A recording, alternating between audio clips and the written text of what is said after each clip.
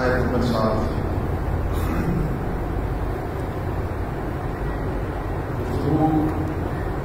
سورت کے شروع سے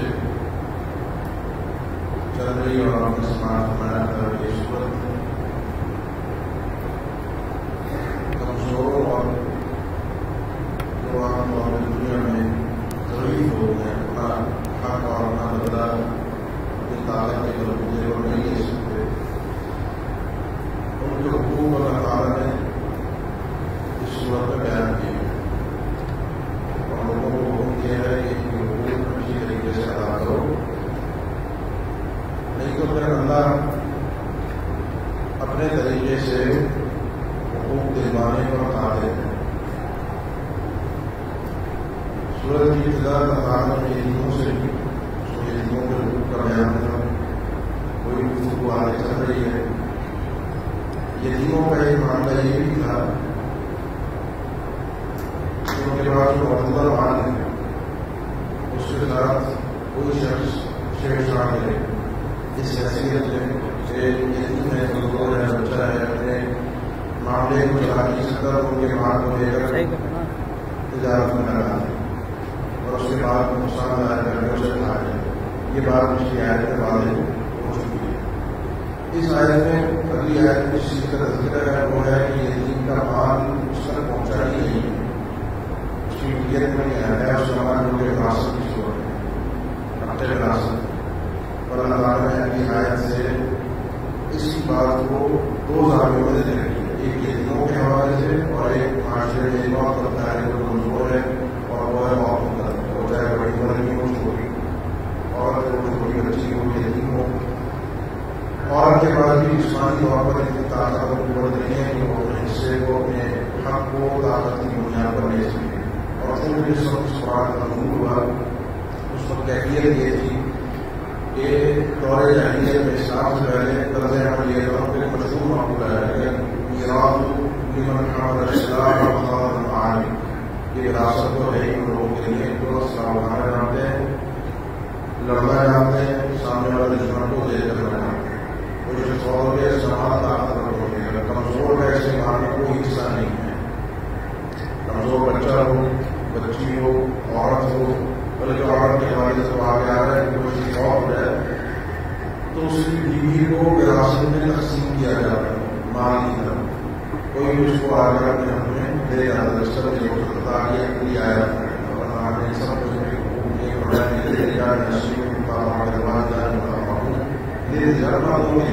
ان کا حصہ ہے، اس مال میں سے کام کروانے جو اس کے ماں باپ چھوڑ کر جاتے ہیں، قریب رشتے دار چھوڑ کر جاتے ہیں، ہمارے کو اس کا حصہ ملنا چاہیے، بولے انسانی اور کے لیے بھی ان کا حصہ ہے، اور چاہے چھوٹی مرغی ہو، بڑی مرغی ہو، چاہے چھوٹی مرغ ہو، بڑی مرغ ہو، ان سب کا حصہ وراثت کے یہاں وراثت کے بعد میں مقرر ہے۔ بلکہ انسان نشی کو بھی مارا کروانا، عورتوں کے لیے بھی ان کا اپنا حصہ ہے ان چیزوں میں سے، اس مال میں سے جو اس کے ماں باپ چھوڑ کر گئے ہیں اور قریب رشتے دار، وہ مال کسی کی حیثیت کا ہو، مال چاہے دولت کی صورت میں ہو، سونے زیورات کی صورت میں ہو، وہ جائیداد کی صورت میں ہو، گاڑی کی صورت میں ہو، کسی بھی شکل کا مال ہو وہ وراثت میں تقسیم ہوگا، کاروباری شکل ہو، کسی بھی نوعیت کی شکل ہو وہ وراثت میں تقسیم ہوگا اور ان کو ایک حصہ ملے گا۔ مما قل منہ وکثر، یہ بات بھی ذہن میں رکھنا کہ وہ مال قل منہ، چاہے وہ مال کم ہو او کثر یا زیادہ ہو وراثت کا، تو بھی تم نے ان کو ان کے حصے دے۔ کیا مقصد ہوا، کیا مفہوم نکلا؟ مفہوم یہ ہے کہ عام طور پر کم مال تو وراثت میں تقسیم ہم کر لیتے ہیں، کئی مسئلے ہمارے پاس آتے ہیں جہاں پر لاکھوں کا کھیل ہوتا ہے، وہاں پر لوگوں کو میں نے اظہار کا جذبہ کرتے ہوئے ٹھیک ہے چلو کوئی مسئلہ نہیں، ہم جھگڑا فساد نہیں چاہتے، لیکن جہاں کروڑوں کی اور ذرا اس سے اوپر کی بات ہوتی ہے تو وہاں پر جو لوگوں کی حرص اور لالچ دیکھنے میں آتی ہے، آج کے دور، یہ دور جاہلیت کی بات نہیں، آج کے دور کی بات ہے، ایسے ایسے ہیلے بہانے، ایسے ایسے طریقے ڈھونڈے جاتے ہیں کہ کسی طرح سے اس مال کو ہڑپ کیا جائے۔ کیوں؟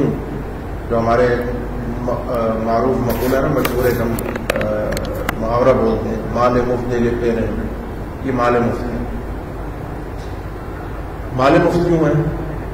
کیونکہ یہ اس کو علماء نے اپنی اصطلاح میں جبری مال کہا ہے، قہری مال کہا ہے، جبری اور قہری مال یہ ہے کہ خود بخود آپ کے پاس پہنچ کر یہ مال آئے گا. کوئی شخص فوت ہوا، یہ اس کے وارثین ہیں، اس کے وارثین خود بخود اس مال کے مالک بن چکے ہیں. مال اگرچہ ابھی تقسیم نہ بھی ہوا، کوئی نہ کوئی تو اس مال کا مالک ہوگا. ایک شخص فوت ہو گیا، میں مثال کے طور پر فوت ہو گیا، میری جائیداد ہے، گھر بار ہے، گاڑی ہے، کوئی نہ کوئی تو اس کا مالک ہوگا. میں زندہ ہی نہیں ہوں، میں مالک نہیں ہوں. اب اس کے مالک وہ ہیں جن کو اللہ تعالیٰ نے مال دیا ہے، جو اس کے وارثین ہیں. اگرچہ تقسیم نہ ہوا، وضاحت نہ ہوئی، یہ گاڑی، یہ گھر، یہ جائیداد، یہ پلاٹ، یہ زیورات، یہ سونا، یہ پیسہ، یہ کاروبار اس کا ہے، یہ اس کا ہے، یہ اس کا ہے، تقسیم نہ بھی ہو، جو وارثین ہیں ان کے درمیان اب یہ مال مشترک ہے، یہ اس کے مالک بن چکے ہیں. یہ قہری جبری ہے اور مفت میں آ رہا ہے. اب مفت میں آنے والی چیز کسی اور کو مفت میں چلی جائے، یہ انسان سے ہضم نہیں ہوتا اتنے آرام سے. اللہ نے فرمایا سب کے حصے مقرر ہیں. وہ حصے کون سے ہیں ان کی وضاحت خود اللہ تعالیٰ نے کی ہے. یہ آگے انشاءاللہ جب یہ مسئلہ آتا ہے تو اس کی وضاحت پوری ہو جاتی ہے. اسی لیے اللہ تعالیٰ نے فرمایا نصیبا مفروضہ، یہ وہ حصے ہیں، نصیب وہ حصے ہیں مفروضہ جو حتمی طور پر نافذ ہوں گے. مفروضہ کا یہاں معنی صحیح بہتر معنی ہے جو حتمی طور پر نافذ ہوں گے، ان کو اللہ تعالیٰ نے مقرر کر دیا ہے. وہ آگے اس کی بات آئے گی کہ کس طریقے سے اللہ تعالیٰ نے اس وراثت کے مال کو تقسیم کیا ہے. کیونکہ یہ جس شخص کا تسلط ہوتا ہے، جس شخص کا کنٹرول ہوتا ہے، آج کے دور میں بھی ایک شخص فوت ہوا، میں مثال کے طور پہ میری اولاد ہے اور بڑا بیٹا یا ایک دو بیٹے میرے ساتھ کاروبار میں تھے، بیٹیاں نہیں ہیں اور کوئی چھوٹا بیٹا نہیں ہے، تو جو بیٹا عام طور پہ کاروبار میں ساتھ ہوتا ہے بڑی معذرت کے ساتھ وہ پوری کوشش کرتا ہے، کیونکہ میری اس میں محنت لگی ہوئی ہے، کسی طرح میں اس مال کو ہڑپ کر جم کھا جاؤں، کسی اور کو نہ ملے، یا ملے تو کم ملے، میرا حصہ ہے، میری محنت ہے، میں نے لگایا ہے، لہذا مال میرا. اس کی تفصیل انشاءاللہ آگے آ رہی ہے. اس کے بعد اللہ تعالیٰ نے ایک ادب سکھایا ہے، اور ادب کیا ہے؟ وَإِذَا حَضَرَ الْقِسْمَةَ. ایک تو جو وراثت اللہ نے تقسیم کی ہے، جو حصے سب کے مقرر کیے ہیں وہ تو سب کو ملیں گے، لیکن اس کے علاوہ بھی تقسیم کے وقت وَإِذَا حَضَرَ الْقِسْمَةَ، تقسیم کے وقت وراثت کے مال کی حضر حاضر ہوں، موجود ہوں، آ جائیں. کون؟ اولو القربا، قریبی رشتہ دار، ایسے رشتہ دار جن کا حصہ نہیں ہے وراثت میں. ان کی تفصیل کیا ہے اس کی میں یہ تینوں جب باتیں ہوتی ہیں میں وضاحت کر دیتا ہوں. والیتامى، یتیم آ جائے کوئی، مسکین آ جائے کوئی، غریب آ جائے تقسیم کے وقت، تو فارزقوہم منہ، اس وراثت کے مال میں سے انہیں بھی کچھ نہ کچھ دے دو. یہ مال کس کا ہے؟ جو شخص فوت ہوا، تم نے تو نہیں کمایا، تم ان غریبوں کو، مسکینوں کو، رشتہ داروں کو دو گے. تمہارے پاس تو مفت میں آ رہا تھا، یہ تمہاری طرف سے بھی ایک نیکی ہوگی، اور جو فوت ہوا ہے جس نے کمایا تھا اس کی طرف سے بھی ایک قسم کا صدقہ جاریہ ہو جائے گا. اس کے ساتھ بھی نیکی ہے، فوت ہونے والے کے ساتھ تمہاری بھی نیکی ہے. اور دینا کیوں ہے؟ یہ ہوتا ہے کیا ہے؟ بسا اوقات ہوتا یہ ہے کہ ایک شکل عام طور پہ ہمارے سامنے سوال کی صورت میں آتی ہے. ایک شخص ہے، جی اپنی زندگی، اس کے پاس کاروبار تھے، اس کی اولاد بھی تھی، وہ بھی شادی شدہ تھی، اور اس کی اولاد میں سے ایک بیٹا اس کا فوت ہو گیا. اور بھی بیٹے ہیں، ان کی بھی اولادیں، جو بیٹا فوت ہوا اس کی بھی اولادیں ہیں. اب یہ شخص خود فوت ہوا، میری مثال لے لیں، میری آگے اولادیں ہیں، ان میری اولادوں میں سے ایک کوئی بیٹا فوت ہو گیا، اس کی بھی آگے اولادیں، میرے پوتے، اور میرے بیٹے بھی موجود ہیں، بیٹیاں بھی موجود ہیں، اور بھی میرے نواسے نواسیاں اور پوتے پوتیاں موجود ہیں. اب میرا ہو جاتا ہے انتقال. اب وراثت کا قانون اللہ کی بارگاہ میں یہ کہ جو شخص وارثوں میں سے زندہ ہے اس کا حصہ ہے. زندہ کون ہے؟ میرے بیٹے اور بیٹیاں. جو بیٹا فوت ہوا تھا وہ اب وارث نہیں بنے گا، اس کا تو میں خود وارث بنا تھا. جب میں زندہ تھا تو باپ کی حیثیت سے میں نے اس کی جائیداد میں سے حصہ لیا تھا جو اللہ نے مقرر کیا ہے. اب وہ دوبارہ میرا وارث بنے ناممکن ہے. اس کی اولاد جو میرے پوتے لگتے ہیں وہ بھی وارث نہیں بن سکتے کیونکہ میرے بیٹے زندہ ہیں. اب وہ یتیم ہیں مثال کے طور پہ، چھوٹے ہیں، یا ان کے پاس ظاہر سی بات ہے اتنی طاقت تو سپورٹ تو نہیں ہوگی. یہ اکثر سوال آتا ہے. تو ان کا حصہ شریعت میں کچھ بھی نہیں ہے، لیکن وہ ہے کون؟ جو اب مال تقسیم کر رہی ہے میری اولاد، اسی کے بھانجے بھتیجے ہوئے، میرے پوتے ہوئے. ان کو اب شریعت کے حساب سے حصہ کچھ نہیں ملے گا، لیکن اللہ نے ادب سکھایا کہ ان کو کچھ نہ کچھ دو ضرور. یہ قریبی رشتہ دار بھی ہیں، یتیم بھی ہو سکتے ہیں، مسکین بھی ہو سکتے ہیں، دیگر لوگ بھی ہو سکتے ہیں. سارا مال، اتنی لالچ اپنے اندر انسان پیدا نہ کرے کہ سارا مال ہڑپ کر جائے، اس کے اندر اتنی ہرس اور لالچ ہو کہ سب کچھ ہضم کرنے کی وہ کوشش کرے. یہ چیز درست نہیں ہے شریعت کی نظر میں.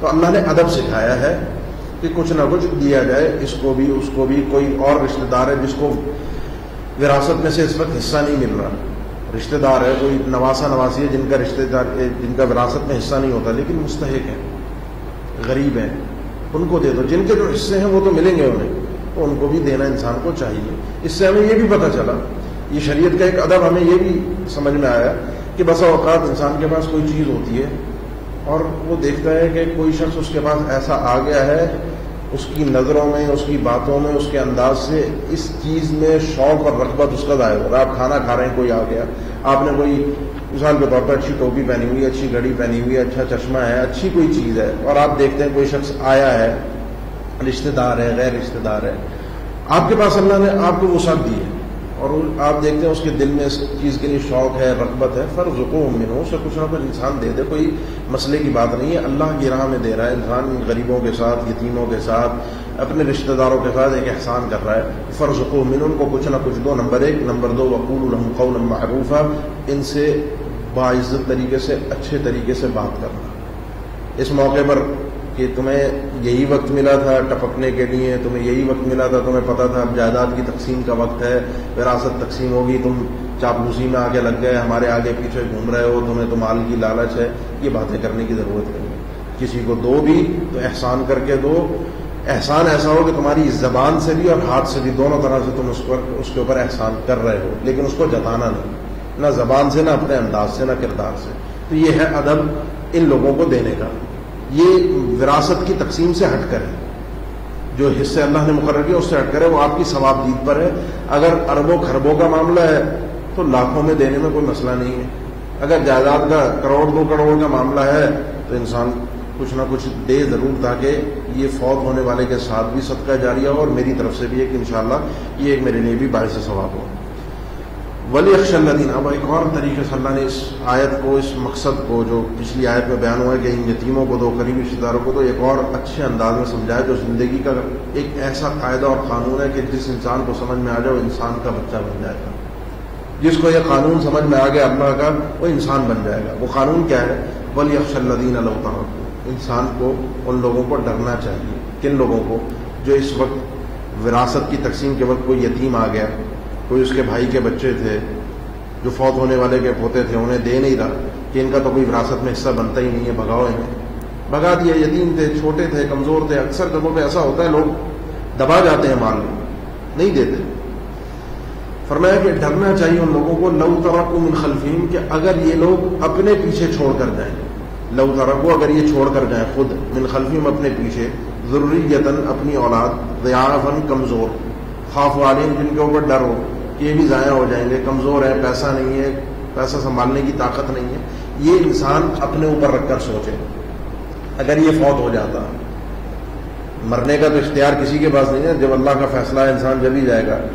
میرا کوئی بھائی فوت ہو گیا, اس کی اولاد ہے, وہ آج میرے والد کی وراثت میں سے حصہ ان کا نہیں مل رہا, ہو سکتا ہے اس بھائی کی جگہ میں فوت ہوا ہوتا, میرے بچے ہوتے یتیم کمزور, انہیں اگر وراثت میں سے کچھ بھی نہ مل رہا ہوتا, انہیں کچھ بھی جائیداد میں سے نہ ملتا, وہ یتیمی کی حالت میں رل رہے ہوتے, تو سوچو کیا ہوتا. اس کا مطلب کیا ہے؟ اس کا مطلب یہ جو اللہ کے نبی نے ایک اپنے قاعدے میں سمجھایا ہے کہ ان تحب لاخیک ما تحب لنفسک. ایمان یہ ہے کہ اپنے بھائی کے لیے بھی وہی پسند کرو جو اپنے لیے پسند کرتے ہو. زندگی میں قانون انسان کو سمجھ میں آ جانا کہ میرے ساتھ ہر ایک, کہیں پر کسی کے ساتھ کوئی نیکی کرنی ہے, وہاں پر اس کی جگہ پر اپنے آپ کو رکھ کے سوچ لو کہ اگر میں اس کی جگہ پر ہوتا تو میری کیا کنڈیشن ہوتی, میری کیا حالت ہوتی, میرے ساتھ کیا سلوک کیا جانا چاہیے تھا. جس کی وہ اس حالت میں امید رکھتا ہے وہی دوسرے کے ساتھ سلوک کر لے, یہ اس کی زندگی کے, اس کا بیڑا پار ہے, یہ سکون سے زندگی گزارنا. اس آیت کا ایک مطلب یہ ہے. ایک مطلب اور بھی ہے, اور وہ یہ ہے کہ انسان اپنی زندگی میں جو کماتا ہے وہ کمائے حق حلال کی روزی. یہ ایک افضل ترین عبادات میں سے ہے کہ ایک انسان حلال روزی کمائے لوگوں کے آگے سوال کرنے سے بچنے کے لیے. نمبر 1. نمبر 2, اپنے پیچھے اپنی اولاد کے لیے اتنا سرمایہ چھوڑ کر جائے کہ وہ رلے نہ, بعد میں بھیک نہ مانگے. سیدنا سعد بن وقاص کا واقعہ مشہور ہے. مکہ جب آئے تھے یہ اللہ کے نبی صلی اللہ علیہ وسلم کے ساتھ, مہاجر ساتھی تھے, مکہ سے ہجرت کر کے گئے تھے, پھر دوبارہ مکہ آئے اللہ کے نبی صلی اللہ علیہ وسلم کے ساتھ, بیمار ہو گئے, اتنا شدید بیمار ہوئے کہ ان کو لگا کہ یہ ان کا انتقال ہو جائے گا. اللہ کے رسول کی عادت کرنے کے لیے آئے, ان کو اپنا ذرا سا انہوں نے اپنا دکھ بیان کیا. اللہ کے نبی, ہجرت کا مجھے لگتا ہے ثواب ملے گا نہیں, میں یہیں فوت ہو جاؤں گا, یہیں سے ہجرت کر کے گیا تھا. ایک اندیشہ انہوں نے ظاہر کیا, اور ایک اندیشہ اور ظاہر کیا کہ اللہ کے نبی میرے پاس مال بہت ہے, ولا یرثنی الا ابنتی, میری وارثہ صرف میری بیٹی بنے گی, ایک بیٹی ہے میرے پاس, مال بہت ہے, اور مجھے ڈر ہے کہ یہ اس کے لیے بہت زیادہ ہے, میں چاہتا ہوں اپنا مال سارا کا سارا اللہ کی راہ میں صدقہ کر دوں. آپ نے فرمایا ناممکن ہے. میں نے کہا اللہ کے نبی اب بارگیننگ شروع. اللہ کے نبی سارا مال تو نہیں, چلے 2/3 2/3 کی اجازت. فرمایا نہیں. میں آدھا. فرمایا نہیں. انہوں نے فرمایا کہ اللہ کے نبی 1/3 1/3 اجازت مل جائے. فرمایا 1/3 اجازت تو ہے لیکن یہ بھی بہت زیادہ ہے. پھر اس کے بعد آپ نے اپنے جملہ ارشاد فرمایا کہ انک ان تذر ورثتک اغنیاء خیر من ان تذر عالۃ یتکففون الناس. اپنے اولاد کو, اپنے وارثین کو پیچھے غنی چھوڑ کر جاؤ, یہ بہتر ہے اس بات سے کہ انہیں تم کلاش کر دو, وصیت میں مال لکھ دو, ادھر ادھر چلا جائے اور بعد میں وہ مانگتے پھرے, لوگوں کے آگے ہاتھ پھیلائیں, تمہاری اپنی نسل اپنی اولاد. تو اس لیے کما کر جاؤ, ان کے لیے چھوڑ کر جاؤ, انہیں غریب نہ کر کے جاؤ. اس سے ہمیں یہ بھی سمجھ میں آیا کہ وصیت کرنا جائز ہے. یہ آگے میں انشاءاللہ اس کی تفصیل کر رہا ہوں, ابھی وضاحت آئے گی انشاءاللہ ان سارے معاملات کی. تو انسان کو کمانا, اس کا اپنی اولاد کے لیے چھوڑ کر جانا, وراثت کا مال, اگر اللہ سے ثواب کی امید ہے, یہ بھی سمجھے کہ اس کے مرتے وقت یہ نیکی اور ایک مزید کر کے جا رہا ہے کہ اپنی نسل کے لیے وہ چھوڑ کر گیا ہے, جس کے ذریعے سے وہ زندگی کے اندر سر اٹھا کر جی سکیں, کسی کے آگے اللہ کے علاوہ ہاتھ نہ پھیلائیں. پھر آگے اللہ تعالیٰ نے اس مسئلے کا, یتیموں کے مسئلے کا اختتام کیا. یتیموں کے ساتھ عورتوں کا مسئلہ بھی آیا تھا, ان کے حقوق کا, وراثت کا وہ بھی آیا تھا. تو اب وراثت کے سارے معاملات اس کے بعد اللہ تعالیٰ نے بیان فرمائے. اور آخری آیت یہ ہے کہ ان الذین یأکلون اموال الیتامی ظلما, وہ لوگ یأکلون جو کھاتے ہیں یتیموں کا مال.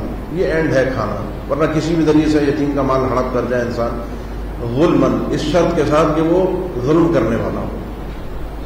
اگر ظلم کرنے والا نہیں ہے, جیسا کہ پچھلی آیات میں آپ نے پچھلی کلاس میں سماعت فرمایا ہوگا کہ اگر کوئی شخص ہے وہ خود غریب مستحق ہے, کسی یتیم کی کفارت اس کے ذمہ آتی ہے اور یتیم کا مال اس کے پاس موجود ہے, وہ کاروبار میں لگاتا ہے, تو اس میں سے اپنی ضرورت کے مطابق وہ لے سکتا ہے. تو یہ ظلم نہیں ہے.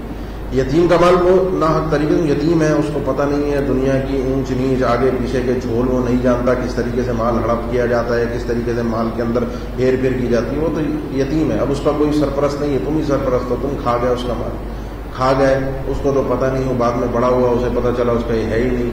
تو یہ مت سمجھو کہ کھانے کے بعد یہ مال ہضم ہو گیا. یہ جو تم نے اپنے پیٹ میں ڈالا, انما یأکلون فی بطونہم نارا, یہ لوگ اپنے پیٹ میں جہنم کی آگ کو بھر رہے ہیں. یہ ہضم نہیں ہوگا یہ مال, بلکہ آگے نسلوں تک. اس نے کسی کی یتیم کے ساتھ برا کیا ہے, کل اس کی اولاد کے ساتھ بھی برا ہوگا. جو پچھلی آیت ہے اس کا مصداق یہی ہے کہ آج تم کسی کے ساتھ برا کر رہے ہو, کل تمہاری اولاد کے ساتھ بھی برا ہو سکتا ہے. تو یتیموں کا خیال کرو.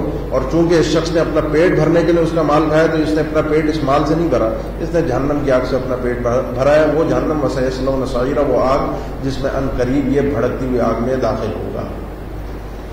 اس آیت کے بعد اللہ تعالیٰ نے وراثت کے مسئلے کو تفصیل سے ذکر کیا ہے. اس کو سمجھنے سے پہلے چند قاعدے اور قانون کی باتیں سمجھ لیں, پھر یہ 2 آیتیں ہیں وراثت کی, وہ پوری تفصیل سے ہو جائیں گی. وراثت کا مسئلہ ایک ایسا مسئلہ ہے جس کو قرآن مجید میں اللہ تعالیٰ نے 3 آیات میں تفصیل کے ساتھ پورا کا پورا سمیٹ دیا ہے. 2 آیتیں یہ اگلی آنے والی ہیں, اور ایک آیت اسی سورہ نساء کی آخری آیت ہے جس میں پورے وراثت کے مسئلے کو اللہ تعالیٰ نے بیان کر دیا ہے. یہ ان چند مسائل میں سے ایک مسئلہ ہے وراثت کا کہ جس میں علماء کے اجتہاد کی ضرورت تقریباً نہیں ہے. تقریباً اس کی تقسیم, طریقہ کار سب اللہ نے ذکر کر دیا ہے. بس اب جو کرنے کا کام ہے علماء کا یا عوام کا, وہ یہ ہے کہ اس مال کو اس انداز میں تقسیم کر دیا جائے جس انداز میں اللہ تعالیٰ نے قرآن مجید میں بیان فرمایا ہے. اس وراثت کے علم کو اللہ کے نبی صلی اللہ علیہ وسلم نے آدھا علم قرار دیا ہے. اس کی وجہ یہ ہے کہ اہم ترین علوم میں سے ہے. انسان کے مرنے ایک وہ علم ہے جو اس کے جیتے جاگتے اس کے ساتھ چلتا ہے, جس پر اس نے عمل کرنا, اور یہ وہ علم ہے جو انسان کے مرنے کے بعد اس پر نافذ ہوگا. نمبر 3, اللہ کے نبی صلی اللہ علیہ وسلم نے روایات کے اندر موجود ہے, تمام روایات کے مجموعہ طرق سے بات ثابت ہے کہ قرب قیامت سب سے پہلے علم جو اٹھایا جائے گا وہ یہ وراثت کا علم ہے. اکثریت علماء کی اس علم سے آج جو اس کے یعنی فن کو اچھی طرح سے جاننے والے ہیں, اس کی گہرائی سے اچھی طرح سے واقف ہیں, وہ بہت کم علماء رہ گئے ہیں اور آہستہ آہستہ اٹھتے جا رہے ہیں. مرنے کے بعد انسان کے یہ سارا تعلق وراثت کے مال کا اس چیز کے ساتھ ہے. انسان جب فوت ہوتا ہے تو اس کے بعد سب سے پہلے اس کے مال میں جو بھی اس کے پاس چیز موجود ہے, اس میں اس کے پاس اس کی تجہیز اور تکفین کا انتظام کرنا اس کے مال میں سے اس کا حق ہے. اگر کوئی اور کر دے, جیسے ہمارے یہاں ہوتا ہے کوئی اور کر دیتا ہے تو اس میں کوئی حرج کی بات نہیں ہے, کوئی حرام نہیں ہے, منع نہیں ہے, لیکن یہ ہے حق اس کے مال میں سے, اگر ادا کیا جائے تو اس میں حرج کی بات نہیں.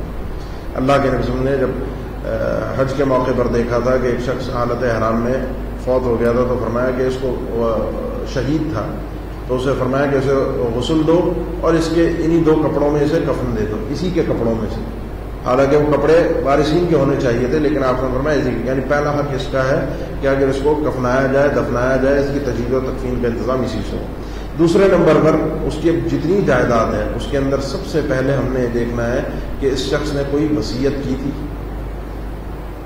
یا کوئی قرض ہے اس کے اوپر، یہ 2 چیزیں ہیں۔ اللہ تعالیٰ نے اگلی آیات میں آپ پڑھیں گے بار بار قرض اور وصیت کو ایک ساتھ ذکر کیا ہے۔ قرض پہلے ہے، وصیت بعد میں ہے، الفاظ میں اللہ نے وصیت کو پہلے ذکر کیا ہے اور قرض کو بعد میں ذکر کیا ہے۔ فوت ہونے والی کی تجہیز اور تکفین کے بعد اس کے مال میں سے دیکھا جائے گا اس کے اوپر کوئی قرض ہے، جو قرض ہے وہ ادا کیا جائے گا، وہ اس نے لکھا ہوا ہے، کوئی ثبوت ہے، کوئی گواہ ہے، کوئی بھی چیز ہے، جتنا بھی اس کے اوپر قرض ہے اور فوراً ادا کیا جائے۔ کوئی شخص اگر اپنے ذمے بھی لے لیتا ہے اس کا کوئی رشتہ دار واقف تو اسے بھی چاہیے اس قرض کو فوراً ادا کرے۔ یہ معاملہ ایسا ہے کہ اللہ کے نبی نے فرمایا شہید تک جب شہید ہو جاتا ہے بخش دیا گیا، فرمایا کہ اس کا شہید کی شہادت کا مرتبہ ہے کہ اس کا خون کا قطرہ زمین پر بعد میں کرتا ہے، اللہ اس کو بخش پہلے دیتا ہے۔ لیکن آپ ہم نے جبرائیل امین کے ذریعے وحی آ جانے کے بعد لوگوں جب ایک آدمی نے سوال کیا تھا کہ شہید کا سب معاف ہے، فرمایا سب معاف ہے، پھر بلا کر کہا کہ ابھی وحی آئی ہے کہ سوائے قرض یہ معاف نہیں، یہ ادا کرنا پڑے گا حقوق العباد سے، اور اس میں ہیرا پھیری بھی درست نہیں ہے، جائز نہیں ہے۔ قرض ادا کرنے کے بعد اس شخص نے کوئی وصیت کی ہے جس کا تذکرہ آپ نے حدیث سعد بن وقاص میں ابھی پیچھے سماعت فرمایا۔ وصیت غیر وارثوں کے لیے ہوتی ہے، وارث وہ ہیں جن کو اللہ تعالیٰ نے حصہ ان کا مقرر کر دیا ہے، جن کو دے دیا ہے۔ کوئی وارثین ایسے ہوتے ہیں جو وارث بنتے نہیں ہیں، یعنی ویسے ان کا حصہ ہے لیکن کسی صورت میں ان کا حصہ بن نہیں رہا۔ جیسے میں نے ایک مثال آپ کو بھی دی تھی پوتوں کی، بچوں کی، اولاد کی صورت میں پوتے وارث نہیں ہیں، ویسے پوتے وارث بن سکتے ہیں، ان کا حصہ ہے بیٹوں والا حصہ، لیکن پوتے اور پوتیاں وارث نہیں ہیں جب انسان کے اپنے ذاتی بیٹے موجود ہوں، اصلی بیٹے موجود ہوں۔ اب انسان سمجھتا ہے کہ میں دنیا سے چلا جاؤں گا اور مثال کے طور پہ پوتے پوتیوں کا کوئی پرسان حال نہیں ہوگا، ان کے لیے اگر وصیت کرنا چاہتا ہے تو کر سکتا ہے اور کرے، اور اگر کرنا چاہتا ہے وصیت تو اللہ کے نبی صلی اللہ علیہ وسلم فرمان ہے ما من مسلم یرید ان یوصی یبیت لیلۃ الا وصیۃ مکتوبۃ عنده، کوئی مسلمان ایسا نہ ہو کہ اگر وہ وصیت کا ارادہ رکھتا ہے پھر 1 رات یا 2 راتیں اس کی زندگی میں ایسی نہ گزرے کہ اس نے وصیت نہ لکھی، وصیت فوراً لکھ دے، کوئی موت کا کوئی بھروسہ نہیں ہے، کسی کو دینا چاہتا ہے، کوئی وصیت کرنا چاہتا ہے تو فوراً کرے۔ تو وصیت ہوگی غیر وارثوں کے لیے، وارث کے لیے وصیت نہیں، اگر ہے تو وہ باطل وصیت ہے، بارگاہ الہی میں اس کی کوئی حیثیت نہیں ہے، قانون شریعت میں بھی اس کی کوئی حیثیت نہیں، وارثوں کو اللہ نے ان کا حصہ دے دیا ہے، اس میں ہم کوئی تبدیلی، رد و بدل، اونچ نیچ، کمی زیادتی نہیں کر سکتے۔ غیر وارثوں کے لیے ہوگی اور پورے مال میں سے 1/3 مال کی اجازت ہے، اس سے زیادہ کی اجازت نہیں ہے، اور اس کو بھی اللہ کے نبی نے زیادہ جانا ہے، چھوڑ دو اپنے وارثوں کے لیے، جن کو اللہ نے دیا ان کو دینے دو۔ دینا تھا جب کہیں مثال کے طور مسجد میں لگانا تھا، کہیں یتیموں بیواؤں کو دینا تھا، اور کسی ہاسپٹل میں دینا تھا، جب زندہ تھے خود کھا پی رہے تھے، موج مستیاں کر رہے تھے، اس وقت دیتے۔ اب مرنے لگے اور دیکھا تو میرا تو اینڈ ہے، مجھے تو کچھ نہیں ملے گا کھانے کو، تو میری اولاد کو بھی وصیت کر کے نکل گئے، نہیں، اگر کرنی تھی کرنی ہے وہ بھی جائز ہے، یعنی اس کو حرام نہیں ہے، آپ دینا چاہیں دیں، لیکن 1/3 مال میں اجازت ہے، اور وہ بھی شرعی حدود اور قیود کے اندر انسان 1/3 مال کو صرف کرے۔ یہ 1/3 مال کی وصیت نافذ ہوگی قرض کو ادا کرنے کے بعد، نافذ ہوگی وصیت۔ کہیں کسی کو دیا ہے تو اس کو لکھ کر رکھے، آج کل ایک ہمارے طریقہ کار ہے قانونی کہ اس کا اسٹیمپ پیپر ہے، یا کوئی بل بنانا چاہتا ہے قانونی طور پر اس کی حیثیت ہے تو وہ بھی کر کے رکھے۔ اس کے بعد ہے وراثت کی تقسیم، جو اللہ نے تقسیم کی ہے وارثوں کے اندر، وہ اگر وصیت نہیں ہے پورا کا پورا مال چلا جائے گا، قرض ادا کرنے کے بعد قرض بھی نہیں ہے تو پھر جو بھی ہے مال کو سارا کا سارا وراثت میں تقسیم ہوگا۔ اس موقع پر ایک چیز آج کے معاشرے کے لیے آپ لوگ اچھی طرح سے سمجھ لیں، ہمارے معاشرے میں جو کاروباری حضرات ہیں اکثر و بیشتر جن کا اچھا بڑا کاروبار ہوتا ہے تو وہ کہیں کوئی دکان، پلاٹ، گھر، یہ وہ جائیدادیں بناتے ہیں کسی بیٹے کے نام، بیٹی کے نام، بیوی کے نام، فلانے کے نام، وہ ٹیکس ویکس سے بچنے کے چکر ہوتے ہیں۔ بے نامی بھی آج کل ایک نئی چیز سننے میں آ رہی ہے، ہمیں تو پتہ نہیں تھا، ڈرائیور باورچی کے نام پر بھی اکاؤنٹ کھلوا کے وہاں پر بھی حساب و کتاب چل رہا ہوتا ہے۔ بہرحال ہر چیز انسان کو اپنی اولاد کے لیے، اپنے وارثوں کے لیے اچھی طرح سے واضح کر کے رکھنی چاہیے۔ یعنی میرا ایک بیٹا میرے ساتھ کاروبار میں شریک ہے، باقی چھوٹے ہیں، بیٹیاں ہیں، شادی شدہ ہیں، اپنے گھروں میں ہیں، تو ان کو بھی پتہ ہونا چاہیے میرا کیا کاروبار ہے، میرے پاس کتنی جائیداد ہے، کیا پیسہ ہے، کیا دولت ہے۔ بسا اوقات انسان اپنی بیوی کو نہیں بتاتا ہے، بیوی کو پتہ چل گیا تو بیوی کے خرچے بڑھ جائیں گے، اس کی ڈیمانڈ بڑھ جائے گی۔ بہرحال وہ ایک الگ مسئلہ ہے۔ تو اس کے لیے آج صورت یہ ہے کہ اسٹیمپ پیپر کی صورت میں سب چیزیں انسان کے پاس لکھی ہوئی ہوں، سب وضاحت ہو، اس بیٹے کے لیے بھی وضاحت ہو جو اس کے ساتھ کاروبار میں شریک ہے، کہ اس کی شراکت کی کیا حیثیت ہے۔ وہ بحیثیت نوکر کے شریک ہے، ملازم کے، اس کے ساتھ کام کر رہا ہے، یا بحیثیت پارٹنر کے کر رہا ہے، اس کے پاس کوئی اس کا سرمایہ تھا، اس نے لا کر اس کے ساتھ پارٹنرشپ کی اپنے باپ کے ساتھ۔ ہر چیز کلیئر ہو تاکہ اولاد میں سے کسی کے ساتھ ظلم نہ ہو۔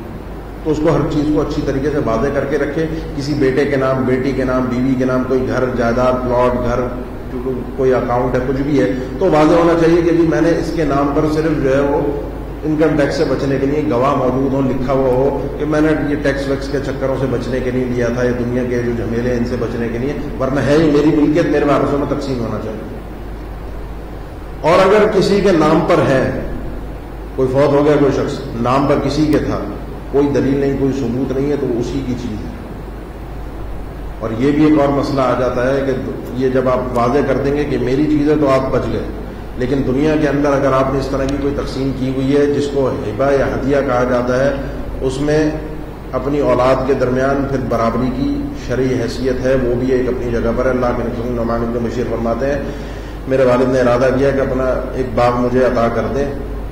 ایک باغ تھا اور بھی اولاد تھی، بیوی سمجھدار تھی، انہوں نے بیوی سے کہا میں اپنے یہ باغ اپنے اس بیٹے کو دینا چاہتا ہوں۔ انہوں نے فرمایا اللہ کے نبی کو جا کے گواہ بنا لو تاکہ معاملہ نمٹ جائے۔ انہوں نے قضیہ اللہ کے نبی کی طرف پھینکا، آپ ان کے پاس آئے، انہوں نے کہا ٹھیک ہے، پوچھا اور بھی بچے ہیں اور بھی اولاد ہے؟ فرمایا ہاں۔ کہا سب کو دے رہے ہو؟ کہنے لگے نہیں۔ فرمایا پھر یہ جو ظلم تم کر رہے ہو اپنی اولاد پر، جو زیادتی کر رہے ہو، مجھے اس پر ظلم اور زیادتی پر گواہ نہ بناؤ، حالانکہ ایک بیٹے کو دے رہے تھے بقیہ کو نہیں۔ فرمایا نہیں، یہ چیز درست نہیں ہے، اگر یہ ہبہ اور ہدیہ ہے تو سب کے درمیان برابر ہوگا۔ ہاں ضروریات مختلف ہوتی ہیں، ایک بیٹا ہے اس کی عمر ہے 20-22 سال، اس کے تعلیمی اخراجات، ضروریات زندگی اور ہیں اس بیٹے سے، اس بیٹی سے جس کی عمر 2 سال 3 سال 4 سال کی ہے، تو سب کی ضروریات مختلف ہوتی ہیں۔ ضروریات میں برابری نہیں ہوتی کہ میں ادھر 100 روپے دے رہا ہوں تو ادھر بھی 100 روپے دوں، ادھر 1000 روپے خرچ کیے تو ادھر بھی 1000 روپے، اپنے چھوٹے بچے کے لیے کوئی 2-4 ہزار روپے کا کھلونا لے کر آیا ہوں تو بڑے بیٹے کو بھی میں 2-4 ہزار روپے دوں کہ وہ بھی کچھ نہ کچھ خریدے، نہیں، یہ ضروریات زندگی ہیں، اس میں برابری نہیں ہوتی، اس میں ضروریات کو دیکھا جاتا ہے۔ جہاں ضروریات سے بڑھ کر چیز ہو تو اس میں بیٹا اور بیٹی میں مسئلہ اختلافی ہے کہ برابری ہوگی یا نہیں۔ بہرحال علماء کے اپنی اپنی آراء ہیں اور مسئلہ شدید اختلافی ہے، لیکن جو اللہ کے نبی کے اس موقع پر الفاظ تھے وہ یہ تھے اعدلوا بین اولادکم، اپنی اولاد کے درمیان عدل کرو، برابری کرو، انصاف کرو۔ تو اس میں یہ ہے کہ انسان اگر کچھ دنیا کی زندگی میں دے رہا ہے زائد، کوئی ہدیہ، کوئی مثال کے طور پر گھر دے رہا ہے، کوئی گاڑی دے رہا ہے، ان کے نام پہ کر رہا ہے، تو پھر وہ اولاد کے درمیان برابری اسے کرنا ضروری ہے۔ یہ دنیا کی زندگی میں، نہیں تو چھوڑ جائے۔ باقی وضاحت اپنی اولاد کے لیے، اپنے وارثوں کے لیے پوری طرح سے ہو کہ کیا چیز میری ہے، کیا چیز میری نہیں ہے، کیا کیا چیز میری ہے، تاکہ وفات کے بعد کوئی اولاد میں سے ظلم نہ کرے، دوسرے بچوں پر، دوسرے وارثین پر کسی کا حق کھانے کی کوشش نہ کرے۔ یہ ہے مختصر سی وضاحت ان آیات کی۔ اب اللہ تعالیٰ نے ان جو حصوں کو تقسیم کیا ہے ان کی وضاحت کی ہے کہ جو وارث بنیں گے ان کے درمیان حصہ کس طریقے سے تقسیم ہوگا۔ ایک بات ذہن میں رکھیں، ایک انسان فوت ہوتا ہے، اس کے والد والدہ اگر زندہ ہے، بیٹا اور بیٹی، اور اگر مرد فوت ہوا تو اس کی بیوی بھی ہو سکتی ہے، فوت ہونے والی عورت ہے اس کا شوہر بھی ہو سکتا ہے، عورت ہو یا مرد ہو، عورت ہے تو اس کے ماں باپ بھی، اس کی اولاد بھی، عورت کے ماں باپ بھی، اس کی اولاد بھی، مرد ہے تو اس کے ماں باپ بھی، اس کی اولاد بھی، باقی ان دونوں کا آپس میں میاں بیوی کا رشتہ، تو جو فوت ہوا تو دوسرا آدمی۔ یہ 5 وارثین ایسے ہیں جو ہر صورت میں وارث بنتے ہیں ہر فوت ہونے والے کے، اگر زندہ ہیں۔ میں فوت ہوتا ہوں، میرے والدین اگر زندہ ہیں وہ وارث بنیں گے، نہیں ہے زندہ تو وارث نہیں بنیں گے۔ میری اولاد ہے وہ وارث بنے گی، بیوی ہے وہ وارث بنے گی، کوئی عورت فوت ہوئی ہے اس کا شوہر زندہ ہے وارث بنے گا، اس کی اولاد ہے وارث بنے گی، اس کے والدین ہیں وہ بھی وارث بنے گے۔ تو اس کا مطلب جو اس کی ملکیت ہے بیوی کی وہ بھی واضح ہونی چاہیے، عورت کی بحیثیت بیوی کے کیا چیز اس کی ملکیت ہے، اور وہ شرعی حساب سے تقسیم۔ ایسا نہیں ہمارے ہوتا ہے کہ ایک عورت فوت ہوتی ہے اس کا سب کچھ زیورات یہ وہ سب چیز اٹھا کے بیٹوں کو بیٹیوں کو یعنی اولاد کو دے دیا جاتا ہے، ماں باپ کو شوہر کو نہ دیکھا جاتا ہے نہ پوچھا جاتا ہے۔ یہ تقسیم بھی شرعی حساب سے درست نہیں ہے۔ کوئی شخص اپنا حصہ چھوڑتا ہے جو اس کو بتایا جائے کہ جی آپ کا شرعی حساب سے وراثت میں حصہ بنتا ہے، آپ اس کے وارث ہیں. مثال کے طور پہ کسی شخص کی بیوی فوت ہو گئی، اس کو وراثت میں اس کو حصہ مل رہا ہے اپنی بیوی سے، اور اس کی اولاد بھی ہے، تو اس کا حصہ اس کا متعین ہو کہ اس کا حصہ ہو، کہتا ہے ٹھیک ہے میرا حصہ ہے، میرے بچوں کو دے دو، ان کے درمیان تقسیم کر دو، مجھے مسئلہ نہیں. تو ان کے درمیان تقسیم کر دیا جائے، یہ الگ مسئلہ ہے. تو اپنے حصے کو مان کر تسلیم کر کے قبول کر کے اور پھر وہ آگے تقسیم کروا رہا ہے، اس میں کوئی حرج کی بات نہیں ہے. تو یہ وارثین لازمی طور پر اگر یہ لوگ موجود نہیں ہیں، والدین نہیں ہے، بیٹا بیٹی نہیں ہے، بیوی نہیں ہے، تو پھر دیگر وارثین آتے ہیں، بہن بھائیوں کے نام آتے ہیں، چاچا تایا دادا، یہ سب وارثین آتے ہیں، لیکن ان کی شکلیں مختلف ہیں، وہ تقسیم انشاءاللہ ہو کے آئے. تو اگلی آیت میں اللہ تعالیٰ نے ارشاد فرمایا یوصیکم اللہ فی اولادکم، اللہ تعالیٰ تمہیں حکم دیتا ہے تمہاری اولاد کے بارے میں، تمہیں حکم دے رہا ہے تمہاری اولاد کے بارے میں کہ انہیں کیا ملے گا. اس کا مطلب کیا ہے؟ اس کا مطلب یہ ہے کہ تم اپنی اولاد کا اتنا خیال نہیں رکھ سکتے، ان پر اتنا رحم نہیں کر سکتے، ان کے لیے اتنی گہرائی کے ساتھ نہیں سوچ سکتے، ان کے ساتھ اتنی ہمدردی نہیں کر سکتے جتنی اللہ کر رہا ہے. لہذا اللہ تم پر اور تمہاری اولاد پر تم سے زیادہ رحم کرنے والا، ان کا خیال رکھنے والا ہے. اپنے اللہ کو سمجھو، اس کے احکامات کو عادلانہ سمجھ کر نافذ کرو، اس پہ اعتراضات کرنے کی ضرورت نہیں ہے. للذکر مثل حظ الانثیین، مرد کے لیے عورت کے ڈبل حصہ ہے. انثیین دو عورتوں کے حصے کے برابر، للذکر مرد کے لیے حصہ ہے. یہ بیٹوں کی تقسیم ہے اور بیٹیوں کی اولاد کی تقسیم ہے. بیٹے بیٹیاں پوتے پوتیاں یہ آگے جتنا بڑھتے جائیں یہ سب وارثین میں شامل ہیں. ہاں جو قریب کا وارث موجود ہے تو وہ دور والے وارث کو محروم کر دے گا. بیٹے اور بیٹیاں موجود ہیں، پوتے پوتیوں کا نہیں. بیٹے بیٹیوں میں کوئی موجود نہیں، پوتے پوتیاں موجود ہیں، وہ وارثین بنیں گے. سب کے سب کسی بھی بیٹے سے ہوں تو کسی بھی مقصد اولاد سے ہوں تو وہ سب کے سب اس کے اندر اسی قاعدے اور قانون کے مطابق برابر کے شریک. یہ موجود نہیں ہے، آگے ان کی اولاد ہے، یہ آگے سلسلہ چلتا رہتا ہے. مرد کو ڈبل ملے گا، عورت کو سنگل ملے گا. اس پہ کوئی عورت کا ظلم نہیں ہے. اللہ نے آگے نہیں چل رہا ہے کیونکہ عورت کے حقوق کی حفاظت ہے. ایک تو وقت وہ تھا عورت کو کچھ ملتا ہی نہیں تھا، آج بھی یہی ہے. عورت کے ساتھ سلوک یہی ہوتا ہے کہ کسی طرح اس عورت کا حصہ دبا دیا جائے، کھایا جائے، ہڑپ کیا جائے. لالچ اتنی ہے لوگوں میں، کیونکہ وجہ کیا ہے؟ وجہ آپ سمجھیں. اب آپ ایک عورت ہے شادی شدہ، میں بھی ہوں، میری بہن ہے، والد کا انتقال ہو گیا، اب یہ وراثت تقسیم ہونے کی باری آتی ہے. جب بہن کو، میری بہن کو، یعنی جو فوت ہونے والے کی بیٹی ہے، اس کو جب حصہ جا رہا ہوتا ہے تو مجھے 100% پتا ہوتا ہے حصہ اس عورت کو نہیں جا رہا ہے، اس کے شوہر کے پاس ہے، اس کے ہاتھ میں جائے. میرے باپ کی جائیداد ہے، ان کے داماد کو کیوں جائے، میرے پاس آنی چاہیے. اور چلتا یہی ہے آج، یعنی آسانی سے ہضم نہیں ہوتا. دے تو رہا ہوتا ہے انسان کو، اللہ نے اس پر حکم دیا ہے تو چلو ناک منہ بنا کے کہیں نہ کہیں وہ دے گئی، لیکن ایسے ناک منہ بنا کے نہیں، خوشی کے ساتھ دے گا. عورت کا حصہ اصل میں عورت کے پاس نہیں جاتا، وہ اس کے شوہر کے پاس جا رہا ہوتا ہے. تو جو میرے والد کی کمائی ہے اس کا زیادہ حقدار میں ہوں بنسبت اس کے کہ وہ کوئی اور اس کا حقدار. نمبر 1 ہے. نمبر 2 یہ مرد پر کمانے کی ساری ذمہ داریاں، عورت کو اللہ تعالیٰ نے اور زاویوں سے بھی بہت کچھ دیا ہے. اگلی چند آیت کے بعد انہیں حقوق کی آیت میں اللہ تعالیٰ نے واضح طور پر فرض قرار دیا ہے کہ وآتوہن اجورہن فریضہ، جو اللہ تعالیٰ نے حق مہر عورت کے لیے فرض قرار دیا ہے، مقرر کیا ہے، وہ عورت کو دینا پڑے گا. جب شادی ہوتی ہے تو عورت کو شوہر کی طرف سے بھی ملتا ہے. مرد جو ہے وہ شادی کرتے ہوئے دیتا ہے، اس کی جیب سے تو جا رہا ہے، اس نے تو ساری زندگی عورت کو دینا ہی دینا ہے. تو کہیں نہ کہیں سے اگر آ رہا ہے مرد کو، کہیں نہ کہیں سے مفت کا مال مل رہا ہے تو اللہ نے ڈبل دے دیا. اس میں عورت کو اعتراض کرنے کی کیا ضرورت ہے؟ عورت کو تو ساری زندگی، سچی بات ہے، جو حقائق ہیں وہ واضح ہمیں تسلیم کرنے چاہیے. تو عورت کو ساری زندگی ملتا جو ہے وہ مرد ہی کما کر دے رہا ہوتا ہے، چاہے وہ باپ کی صورت میں ہو، بھائی کی صورت میں ہو، شوہر کی صورت میں ہو، بیٹے کی صورت میں ہو. عورت کو اللہ تعالیٰ نے ملکہ اور رانی بنا کر گھر میں بٹھا دیا. سکون سے گھر میں بیٹھے، باہر کے جھمیلے، جھوٹ سچ، گرمی سردی، یہ وہ تھکاوٹ، ان جھمیلوں میں پڑنے کی ضرورت نہیں. یہ ساری ٹینشن، خواری، ذلت یہ مرد کا کام ہے، باہر جا کے کمائے، بس اس کو گھر میں آنے کے بعد سکون عورت فراہم کر دے. یہی اس کے لیے ہے جس کو اطاعت زوجات کے الفاظ کہیں. تو اس میں کوئی ظلم نہیں ہوا بیٹیوں کے ساتھ، یہ اللہ کا عادلانہ فیصلہ ہے. 2 مرد کے لیے، 1 عورت کے لیے. یہ بیٹی اور بیٹے کی صورت میں ہے. آگے بڑھتے جائیے، آگے اگر پوتے پوتیاں بیٹے بیٹے نہیں ہیں تو ان کے لیے بھی اسی طرح سے تقسیم ہے. فَإِن كُنَّ نِسَاءً فَوْقَ اثْنَتَيْنِ فَلَهُنَّ ثُلُثَا مَا تَرَكَ. اگر وہ صرف عورتیں ہیں، وارثات صرف عورتیں ہیں، بیٹیاں ہیں، کوئی شخص فوت ہوا اس کا بیٹا نہیں ہے، صرف بیٹیاں ہیں، اور بیٹیاں کتنی ہیں؟ فوق اثنتین، 2 سے اوپر، یہاں پر 2 کا بھی اضافہ کر لیجئے، کیونکہ 2 بیٹیوں کے سعد ابن ربیع رضی اللہ تعالیٰ عنہ کا وفات کے بعد ان کا بھائی جو ہے وہ ساری جائیداد پر قابض ہو گیا. ان کی بیوی آئیں اور آ کر کہنے کہ اللہ کے نبی یہ آپ کا ساتھی فوت ہوا ہے سعد ابن ربیع، اس کی جائیداد تھی، اس کی صرف 2 بیٹیاں، یہ 3 چھوٹی بیٹیاں ہیں اور اس کا بھائی اس کے اوپر ساری جائیداد پر قابض ہو گیا. آپ صلی اللہ علیہ وسلم نے اس کو بلایا اور فرمایا کہ ان بیٹیوں کو 2 ثلث دو، 2/3 مال ان کا ہوگا. تو 2 بیٹیاں ہوں اور اس سے آگے قرآن نے ذکر کر دیا فوق النصفین 2 سے اوپر ہوں، 3 ہیں، 4 ہیں، 5 ہیں، 10 ہیں، 20 ہیں. پھر ان کا حصہ کتنا ہے؟ پھر ان کا حصہ ہے 2/3، 2/3 حصہ. جائیداد کے ٹوٹل 3 حصے ہوں گے، 2 حصے ان بیٹیوں کو دیے جائیں گے اور پھر ان کے درمیان جتنی بھی تعداد ہوگی ان کے اندر برابر تقسیم ہوگا. فلہن ثلث ما ترک، تو ان بچیوں کے لیے، ان بیٹیوں کے لیے 2/3 حصہ ہے جو وہ شخص چھوڑ کر فوت ہوا ہے. 2 کی بات ہو گئی، 2 سے اوپر کی ہو گئی. اب اگر ایک بیٹی، بیٹے کی بات نہیں ہے، اگر بیٹا نہیں ہے، اب ایک اگر بیٹی ہے وہیں کانت واحدۃ، اگر ایک بیٹی ہے فلہا نصف، تو اس کے لیے آدھی جائیداد ہے.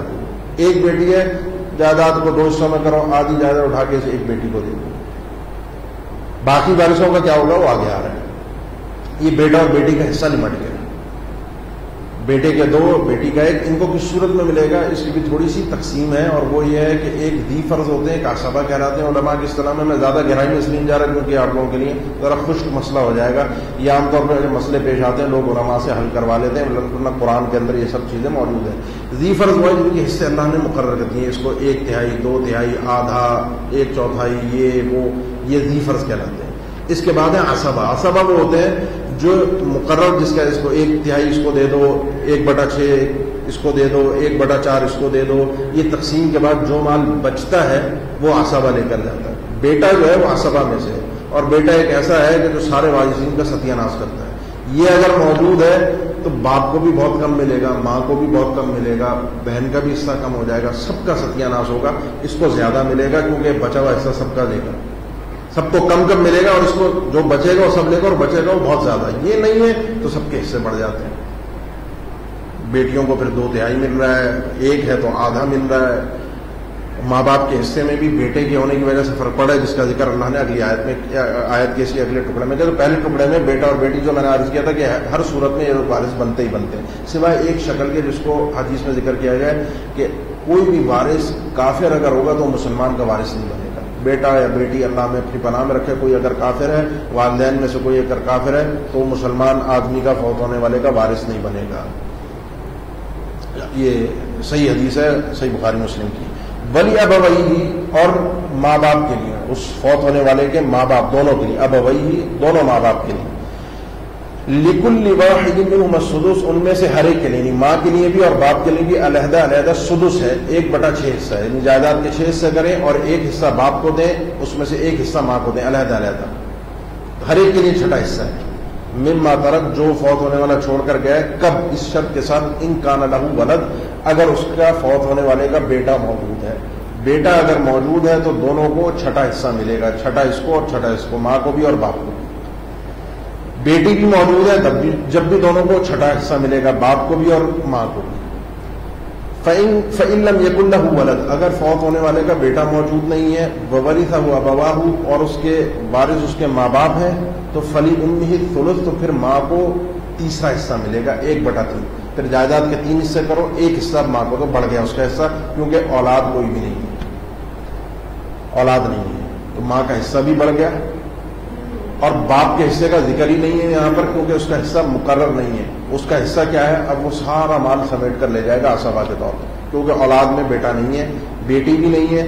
تو اس صورت کے اندر باپ کو باقی مال ملے گا. ذرا اس کی گہرائی ہے، پیچیدگی والے معاملات ہیں، اس کو ذرا ہم جلدی گزار دیتے ہیں. فَإِن كَانَ لَهُ إِخْوَةٌ، ایک شرط اور ہے ماں کو ثلث دینے کے لیے، 1/3 دینے کے لیے، 1/3 حصہ دینے کے لیے. اور وہ شرط یہ کہ اگر فوت ہونے والے کے بھائی موجود ہیں، ایک سے زیادہ، کوئی بھی ہو، سگے ہوں، باپ کی طرف سے ہوں، ماں کی طرف سے ہوں، اس کے بھائی ہیں، وارث ہیں نہیں ہیں، بہن بھائی ہیں، ایک سے زیادہ ہوں، ایک بھائی ہے، ایک بہن ہے، ایک سگا بھائی ہے، ایک باپ کی طرف سے بھائی ہے، ایک ادھر سے بھائی ہے، ایک ادھر سے بہن ہے، بس ایک سے زیادہ بھائی یا بہن موجود ہیں، 2 بہنیں موجود ہیں، 2 بھائی موجود ہیں، کوئی بھی کسی وارث ہے نہیں ہے، تو بھی ماں کو فَلِأُمِّهِ السُّدُسُ، ماں کو 1/6 حصہ ملے گا. وہ وارث بنتے ہیں نہیں بنتے. لیکن اگر ایک بھائی ہے یا ایک بہن ہے تو ماں کو ثلث ہی ملے گا. بہرحال یہ ایک گہرائی تفسیر ہے. اس کے بعد اللہ نے فرمایا کہ من بعد وصیہ، یہ حصے کب تقسیم ہوں گے؟ وصیت کے نافذ کرنے کے بعد. یوصی بہا، جو فوت ہونے والا وصیت جس کی کر کے گیا ہے، او دین، یا قرضہ ادا کرنے کے بعد. علی رضی اللہ عنہ فرمایا کرتے تھے کہ تم آیت میں پڑھتے ہو وصیت کا لفظ اللہ نے پہلے ذکر کیا ہے، دین کو، قرضے کو بعد میں ذکر کیا ہے، جبکہ تنفیذ کے وقت، عمل کے وقت دین کا، جس کے جیسے میں ترتیب میں ذکر کیا ہے، پہلے قرضہ ادا کیا جائے گا اور وصیت کو بعد میں نافذ کیا جائے گا. اللہ نے پہلے کیوں ذکر کیا ہے؟ اس کو روح المعانی والے نے، صاحب تفسیر نے وضاحت کے ساتھ لکھا ہے کیونکہ وصیت جو ہے وہ انسان خود دے رہا ہے، اس کا کوئی مطالبہ کرنے والا بسا اوقات تو پتہ بھی نہیں ہوتا کس کے لیے وصیت ہوئی ہے. اور دین جو ہے، قرضہ جو ہے، اس کے لیے تو سر پہ آدمی کھڑا ہوا ہے، جس کا قرضہ ہے اس نے چھوڑنا تھوڑی ہے. فوت ہو گیا ٹھیک ہے، اللہ اللہ خیر صلی اللہ، 3 دن گزارو، میرا یہ قرضہ تھا، یہ مجھے لا کر دکھائی. قرضہ مانگنے والا ہے، وصیت والا کوئی مانگنے والا نہیں ہے. لہٰذا اللہ نے تشدید کیا کہ وصیت بھی اسی طرح سے نافذ کرو جس طریقے سے دین کسی کا قرضہ تم نے ادا کرنا ہے، اسی طرح یہ بھی ایک سمجھو کہ اللہ کی طرف سے قرضہ ہے جس کو تم نے ادا کرنا ہے. اس میں ایک بات اور ذہن میں رکھ لیں، اس دین کے اندر وہ قرضہ بھی شامل ہے جو عورت کا حق مہر ہے. کوئی کسی انسان کی، ہمارے یہاں عام طور پہ رواج جو اب تک چلتا ہے وہ یہ ہے کہ لوگ حق مہر دیتے نہیں ہیں، اور دیا اس وقت جاتا ایک رواج تھا، اب تو اللہ کا شکر ختم ہو گیا کہ اگر کوئی اپنی بیوی کو حق مہر دے تو سمجھ لو کہ گویا کہ اس کو طلاق دے رہا ہے. طلاق کے وقت ہی حق مہر دیا جائے گا، ورنہ حق مہر ہے ہی نہیں. طے ہوتا ہے لیکن دیا نہیں جاتا، وہ کہتے ہیں بس معافی ہو گئی. تو اگر معافی ہو گئی تو الگ مسئلہ ہے، بیوی نے اگر معاف کر دیا تو زندگی میں سرات کے ساتھ وہ آگے آئے گا، تو اگر معاف کر دیا ختم ہے. لیکن اگر معاف نہیں کیا تو یہ ابھی بھی اس فوت ہونے والے کے ذمے میں قرض ہے. اس قرض کو ادا کرنا بھی ضروری ہے. حق مہر پہلے ادا کیا جائے گا، اور عورت کو بیوی کی صورت میں حق مہر بھی ملے گا، اور جو اس کی وراثت کا حصہ جو اگلی آیت میں آ رہا ہے وہ بھی اسے ملے گا الگ سے. یہ بھی ذہن میں رکھیں. آباؤکم و ابناؤکم، تمہارے باپ دادا، یہ نسلیں اوپر کی، و ابناؤکم، تمہاری اولادیں، لا تدرون ایہم اقرب لکم نفعا، تم نہیں جانتے ان میں سے کون تمہارے لیے زیادہ قریب ترین ہے نفع اور فائدے کے اعتبار سے. کس کو کیا دینا ہے، کس کو کیا نہیں دینا. تمہاری عقل میں بات کہاں سے آئے گی کہ ماں باپ کو کیا دیا جائے، بیٹوں کو بیٹیوں کو کیا دیا جائے، ایک کو تو کتنے، زیادہ ہو تو کتنے. یہ تمہارے بس کی بات تھوڑی ہے، اس کو تو اللہ نے نپٹا دیا. اللہ کے فیصلوں کے اوپر راضی ہو جاؤ. اسی لیے آگے اللہ فرمایا فریضۃ من اللہ، یہ اللہ کی طرف سے فرض کردہ احکامات ہیں. ان اللہ کان علیما حکیما، بے شک اللہ تعالیٰ خوب جاننے والا اور خوب حکمت والا ہے. اس کے فیصلے پر حکمت ہے، اس میں عقل مندی ہے، دانائی ہے، اس کے فیصلوں میں علم بھی ہے، اسے سب کچھ پتا ہے. اس نے قیامت تک کے معاملات کو ہر چیز سے واقف ہے. اس کے بعد اس نے تمہیں احکامات دیے، لہٰذا اس میں کیڑے نکالنے کی ضرورت نہیں ہے. وَلَكُمْ نِصْفُ مَا تَرَكَ أَزْوَاجُكُمْ، اب تمہارے لیے بھی ہے جو تمہاری بیویاں چھوڑ کر مرتی ہیں، اس کا وراثت کا حصہ تمہیں بھی ملے گا آدھا. بیوی جو چھوڑ کر گئی ہے اس میں سے آدھی جائیداد تمہاری ہے، اس شرط کے، ایک شرط کے ساتھ، ان لم یکن لہن ولد، اگر اس بیوی کی اولاد نہیں ہے، چاہے اس شوہر سے، چاہے پہلے کوئی اور شوہر تھا، اس کی اولاد، اس کے پیٹ سے پیدا ہونے والا بچہ کوئی نہیں ہے، تو تمہیں اس کی جائیداد میں سے آدھا حصہ ملے گا. لیکن اگر بچہ موجود ہے، میں نے عرض کیا تھا بیٹا اور بیٹی کوئی بھی موجود ہو تو دوسروں کو زیادہ حصہ نہیں لینے دیتے. فَإِن كَانَ لَهُنَّ وَلَدٌ، اگر تمہاری بیوی فوت ہوئی ہے، اس کا بچہ موجود ہے، کوئی بھی بیٹا یا بیٹی، فَلَكُمُ الرُّبُعُ، تو تمہارے لیے 1/4، ایک چوتھائی حصہ ہے. آدھے سے ایک چوتھا ہو گیا جو کہ کم ہو جاتا ہے، یعنی آدھے کا بھی آدھا، 25%. مما ترکنا، جو مال چھوڑ کر فوت ہوئی ہیں عورتیں، من بعد وصیت، یہ مال بھی تقسیم ہوگا وصیت کو نافذ کرنے کے بعد. یوصین بہا، جو یہ عورتیں وصیت کر کے جا رہی ہیں جس وصیت کی، او دین، یا ان پر جو قرض ہے، یعنی ان کا مال ہے، ان کے مال کے بھی حقوق ہیں پورے، تو بیویوں کا مال بھی علیحدہ سے معلوم ہونا چاہیے. یہ چیز بیوی کی ہے، یہ اس کی ملکیت ہے، اور اس کی وفات کے بعد وہ بھی پورے شرعی طریقے سے وراثت کے طور پر تقسیم ہوگی. وَلَهُنَّ الرُّبُعُ، ان عورتوں کے لیے، ان بیویوں کے لیے بھی ایک چوتھائی حصہ ہے، 1/4 ہے. جمع کا صیغہ ہے، ایک سے ایک بیوی بھی ہو سکتی ہے، 2 بھی ہو سکتی ہیں، 3 بھی ہو سکتی ہیں، 4 بھی ہو سکتی ہیں. 4 سے زیادہ شریعت میں ہے ہی نہیں تصور. بیویوں کے لیے ایک چوتھائی حصہ 1/4 ہے. اگر فوت ہونے والی کے آگے شرط اللہ تعالیٰ نے ذکر کیے، ان لم یکن لکم ولد، اگر تمہاری کوئی اولاد نہیں ہے، تم فوت ہوئے، میں فوت ہوا، میری کسی بھی بیوی سے کوئی اولاد نہیں ہے، ایک بیوی ہے، 2 بیوی ہیں، 3 ہیں، 4 ہیں، ان سب کے لیے ایک چوتھائی ہے. یہ ایک ہی دفعہ نکلے گا اور پھر ان کے درمیان برابر تقسیم ہوگا. ایک چوتھائی حصہ صرف ایک بیوی ہو اس کے لیے بھی اتنا ہی ہے، دو ہو ان کے لیے بھی اتنا ہی ہے، تین ہو ان کے لیے بھی اتنا ہی ہے، اور پھر وہ نکالنے کے بعد ان کے درمیان برابر برابر تقسیم ہوگا اگر اولاد نہیں. فَإِن كَانَ لَكُمْ وَلَدٌ، اگر تمہاری اولاد موجود ہے، فَلَهُنَّ الثُّمُنُ، تو ان بیویوں کے لیے 8واں حصہ ہے، مِمَّا تَرَكْتُمْ 1/8 جائیداد کو 8 حصوں میں تقسیم کریں، ایک حصہ بیویوں کے لیے نکلے گا، مما ترکتم اس مال میں سے جو تم چھوڑ کر مرے ہو، من بعد وصیت، اور یہ وراثت دی جائے گی وصیت کو نافذ کرنے کے بعد، توصون بہا، جو وصیت تم کر کے گئے ہو، او دینی، یا قرضہ ہے. بار بار اللہ تعالیٰ وصیت اور قرضے کو ساتھ میں ذکر کریں کہ اس کو نافذ کرنا بہت ضروری ہے وراثت کی تقسیم سے پہلے. وَإِن كَانَ رَجُلٌ يُورَثُ كَلَالَةً، اور اگر ہے کوئی مرد یورث کلالہ کہ اس کا وارث بنا جا رہا ہے، یعنی یہ فوت ہوا کوئی شخص اور اب اس کے مال کے لوگ وارث بنیں گے. آگے ابھی تو اپنی کوئی عورت ہے لیکن کس صورت میں ہے؟ کلالتن. کلالہ کہتے ہیں جس کا کوئی اوپر بھی نہیں ہے نیچے بھی نہیں ہے، من لا اصل لہ ولا فرع لہ، جس کے باپ دادا کوئی نہیں ہے، مردوں میں اس کے اوپر سرپرستوں میں کوئی بھی نہیں ہے، نیچے آگے نسلوں میں بھی کوئی نہیں ہے، بیٹا آگے پوتا، ان نسلوں میں یعنی کوئی مردوں میں نہ اوپر کوئی ہے نہ نیچے کوئی ہے. اب کوئی نہ کوئی مرد تو اس کا وارث بنے گا، تو وہ کون بنے گا؟ وَلَهُ أَخٌ أَوْ أُخْتٌ، اب بھائیوں کا نمبر آ گیا. اوپر بھی کوئی نہیں ہے، باپ دادا بیٹا پوتا کوئی نہیں ہے، اب بھائیوں کو بہنوں کو وراثت مل سکتی ہے اس شرط کے ساتھ. وَلَهُ أَخٌ أَوْ أُخْتٌ، اب اس کا کوئی ایک بھائی ہے یا ایک بہن ہے. یہ ایک بھائی اور ایک بہن، ان کی وراثت بہن بھائیوں کی اس آیت کے ٹکڑے میں بھی ذکر ہے، اور اسی صورت کے آخری آیت جو میں نے شروع میں ذکر کیا تھا اس میں بھی ان کی وراثت کا تذکرہ موجود ہے. تھوڑا سا فرق ہے، جو اجماع ہے صحابہ کا کہ اس آیت کے اس ٹکڑے میں جن بہن بھائیوں کا تذکرہ ہے ان کو کہتے ہیں اخیافی بہن بھائی، اور وہاں جو بہن بھائیوں کا تذکرہ ہے صورت کے آخر میں وہ سگے یا علاتی بہن بھائی ہیں. یہ کون ہے؟ یہ وہ بہن بھائی ہیں جن کا اس جگہ پر تذکرہ موجود ہے. یہ وہ بہن بھائی ہیں جو صرف ماں کی طرف سے بہن بھائی ہیں، جن کے باپ مختلف ہیں. ایک عورت کی شادی ہوئی، اس کی اولاد ہوئی، شوہر فوت ہو گیا، طلاق ہو گئی، اس نے پھر کہیں اور شادی کی، وہاں سے بھی بچے پیدا ہوئے. اب اس شوہر کے بچے اور اس شوہر کے بچے اس عورت کے بطن سے پیدا ہوئے ہیں، لیکن یہ دونوں بہن بھائی ہیں صرف ماں کے ناطے سے، باپ ان کے مختلف ہیں. یہ کہلاتے ہیں اخیافی. یہاں ان کی وراثت کا تذکرہ ہے. یہ ذی فرض ہے. ذی فرض کا مطلب یہ کہ ان کا حصہ اللہ نے مقرر کر دیا ہے کہ اگر کوئی اوپر نیچے وارث نہیں ہے، اور جو دیگر سگے بہن بھائی ہیں یہ باپ ایک ہے مائیں مختلف ہیں، تو ان کی وراثت اس صورت کے آخری آیت کے اندر موجود ہے. وہ عصبہ کے طور پر لیں گے، وہ تفصیل انشاءاللہ وہاں پر آئے گی. تو اس طرح کے کوئی ایک بھائی یا ایک بہن ہو، فَلِكُلِّ وَاحِدٍ مِّنْهُمَا السُّدُسُ، تو ان میں سے ہر ایک کے لیے 1/6 سدس حصہ ہے.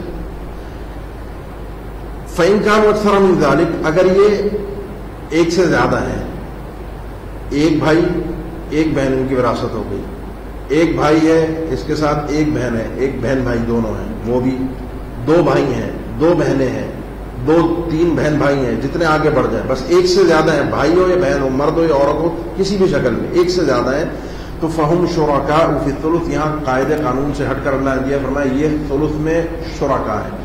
1/3 حصہ پوری جائیداد میں سے نکلے گا، 1/3 اگر ایک سے زیادہ ہے. اور اس کے اندر یہ قانون نافذ نہیں ہوگا کہ بھائی کو ڈبل اور بہن کو سنگل، ورنہ سب جگہ قانون یہی ہے، بہن بھائیوں میں وراثت کا تقسیم کا قانون یہی ہے کہ مرد کو ڈبل عورت کو سنگل. آپ نے شوہر اور بیوی کی وراثت میں بھی دیکھا ہوگا، ماں باپ کی وراثت میں بھی دیکھا ہوگا، یہ قانون چلتا آ رہا ہے شریعت کا. لیکن یہاں پر یہ قانون نہیں، اللہ نے شرکاء فی الثلث کہا ہے. کیوں؟ اس لیے کہ یہ باپ کی طرف سے وارث نہیں ہے، یہ صرف ماں کے ساتھ شریک ہیں. ان کے پاس جو عام طور پر انسان کو جو اوپر کی طرف سے باپ کی طرف سے جو مال ملتا ہے وہ اس حساب سے تقسیم ہوتا ہے. ان کا باپ چونکہ کوئی اور تھا، ان کی ذمہ داریاں نہیں تھیں، تو لہذا اب یہ برابر برابر وراثت کے اندر بہن بھائیوں کو، کیونکہ ان کا ناطہ ماں کی طرف سے مال کے باپ کی حیثیت سے نہیں مل رہا، لہذا برابر برابر ان کو دیا جائے گا. اس بہن کو بھی اور بھائی کو بھی جو حصہ بھائی کا ہے وہ حصہ بہن کا ہے.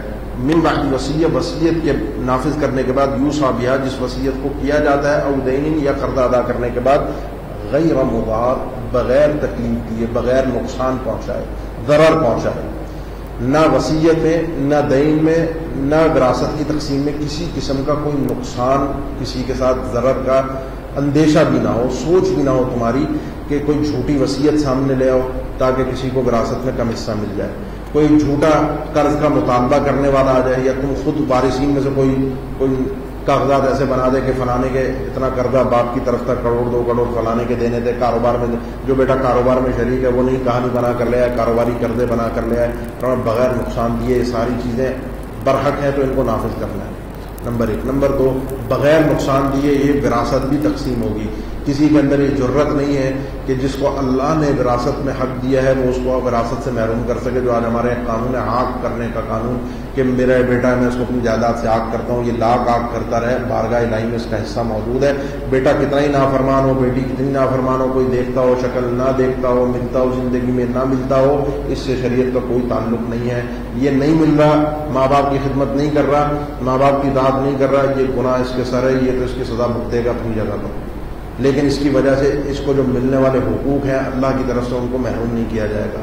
یہ بارگاہ الہی میں اطاعت، فرما برداری، خدمت کا کوئی پیمانہ نہیں ہے وراثت کے اندر، یہ بات بھی ذہن میں رہے، اور عاق کرنے کا کوئی تصور شریعت میں نہیں ہے۔ جن کو اللہ نے حصہ دیا ہے ان کو حصہ، لہذا وصیت کے اندر بھی ہیر پھیر جھول کر کے، تاکہ میرے بچوں کو، میری اولاد نے مجھے مرتے وقت پوچھا نہیں، میری بیماری میں دیکھا نہیں، لہذا میں وصیت میں 1/3 تو دے جاؤں، ان کو نقصان تو پہنچا کر جاؤں، یہ اگر نیت ہے تو بچوں ٹھیک ہے وصیت نافذ ہوگی، ہم نے ظاہراً نافذ کرنی ہے، لیکن بارگاہ الہی میں پیش ہو کر جواب دینا پڑے گا، کیونکہ اللہ کی رضا کے لیے وصیت تھوڑی کی تھی، کسی کے ساتھ احسان اللہ کی رضا کے لیے تھوڑی کیا تھا۔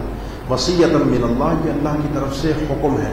بار بار ان آیات کے اختتام پر اللہ نے یہ فریضہ ہے، یہ حکم ہے، یہ وصیت ہے، اس اہمیت، اس فیصلے کی، اس معاملے کی سنگینیت کو، اس کی اہمیت کو اجاگر کرنے کے لیے دیکھو سمجھو بڑا اہم معاملہ ہے، سنگین معاملہ ہے، اس کو نافذ کرنا ہی کرنا ہے۔ اللہ علیم حلیم، اللہ تعالیٰ خوب جاننے والا اور بردبار ہے۔ لوگوں کی ہیر پھیر ہوتی ہے، لوگ اونچ نیچ کرتے ہیں، مفت کا مال آ رہا ہوتا ہے، اس میں ہر ایک کو ہڑپ کرنے کی کوشش لگی ہوئی ہوتی ہے، ہر ایک کے معاملات لگے ہوئے ہوتے ہیں، لیکن پھر بردباری کرتا ہے، کسی کو ذلیل و رسوا نہیں کرتا۔ لیکن ایک بات یاد رکھنا، آج میں کسی کے میرے پاس طاقت ہے، قوت ہے، میں کسی کا مال لے بھی سکتا ہوں، ہڑپ بھی کر سکتا ہوں، کل میری اولاد کے ساتھ بھی اگر یہ سلوک ہو تو مجھے سوچ سمجھ کر قدم اٹھانا چاہیے۔ اسی لیے آگے اللہ نے ان آیات کا اختتام ان الفاظ میں کیا ہے، تلک حدود اللہ، یہ اللہ کی حدیں ہیں، یہ اللہ کی حدیں ہیں۔ کیسے حدیں ہیں؟ کہ یہ مقرر کر دی اللہ نے، جو جس کو وراثت میں دیا ہے، وصیت کے طور پر ہے، قرض کے طور پر ہے، جو جس کا حصہ ہے وہ اس کو ملنا چاہیے ہر حال میں، ہر صورت میں۔ تو یہ مال اس انداز میں ہے کہ حتیٰ کہ علماء نے یہ تک لکھا ہے، شیخ عثیمین کا اس مسئلے میں نے یہ تک الفاظ پڑھے کہ ایک شخص فوت ہو جاتا ہے، اب فوت ہو گیا، اس کا جو مال تھا، جو بھی چیز تھی، وہ اس کی مالک تو ہونا چاہیے نا، جس کے پاس اس کا وجود ہو، مالک کا، مالک کے پاس استطاعت ہو کہ وہ اس کی ملکیت اس کے تصرف میں ہو۔ اب اس کے تصرف میں نہیں ہے، یہ مالک نہیں ہے، فوت ہو گیا، اب ملکیت کس کی ہے؟ ملکیت ہے وارثوں کی، تقسیم نہیں ہوئی، اب ہے وارثوں کی۔ اب گھر میں کوئی شخص آتا ہے، ایک تو ہے کہ جو تعزیت کے دن تھے وہ تو چلے گئے، جو ہو گیا 2-3 دن گھر میں لوگوں کا آنا جانا لگا رہا، چیزیں استعمال فرمایا، اس کے بعد تقسیم سے پہلے کوئی شخص آگے گھر میں کوئی فریج ہے، کوئی اے سی ہے، کوئی پنکھے ہیں، کوئی اس طرح کی چیزیں ہیں، بغیر ان وارثوں کی اجازت کے، یا کوئی وارث کسی دوسرے وارث کی اجازت کے بغیر، یا معہود نہ ہو اجازت، تو ان چیزوں کو استعمال کرنا درست نہیں۔ ہمارے یہاں تو سال وراثت تقسیم نہیں ہوتی، یہ بھی ایک بڑا جرم بھی ہے، ظلم بھی ہے، اگر رضامندی کے بغیر ہو۔ اگر وارثین بھی، جو بھی وارث ہیں، اگر وہ راضی ہیں کہ ٹھیک ہے ہمارا حصہ ہے، وہ متعین ہونا چاہیے۔ کاروبار ہے، چل رہا ہے، کوئی شخص فوت ہو گیا، گھر کے حالات تھے، ذمہ داریاں تھیں، بیٹا کاروبار میں شریک تھا، انہوں نے کہا کاروبار چلا کر رکھو، چلتا رہا، کوئی مسئلہ نہیں، آپ چلا کر رکھیں، لیکن حصہ متعین کر دیں۔